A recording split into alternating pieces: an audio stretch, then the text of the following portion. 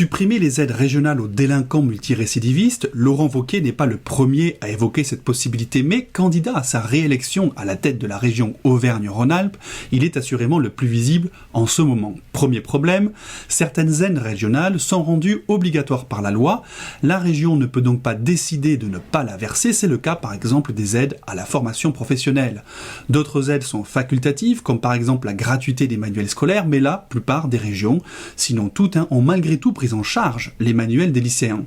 Peut-on priver de cette aide un élève délinquant ? Le problème c'est qu'ici, il ne serait pas cohérent d'exclure un élève délinquant de la gratuité des manuels scolaires, car l'objectif de cette gratuité, c'est de lutter contre les exclusions sociales en favorisant l'apprentissage.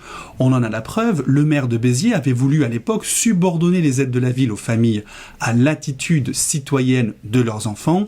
La justice a condamné cette décision au motif que ces aides, qui étaient des aides de secours, ont pour objet de secourir les personnes en détresse et n'ont pas de rapport, sinon aucun rapport avec l'attitude citoyenne de la personne. Mais ce n'est pas tout.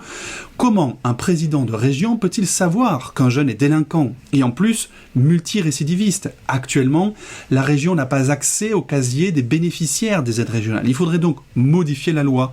Et puis enfin, les régions n'ont pas de compétences en matière de répression pénale. Tout cela ne veut pas dire qu'il faudrait refermer le débat lancé par Laurent Wauquiez, non. Cela veut simplement dire que ce débat, il ne doit pas avoir lieu à l'échelle régionale, mais nationale.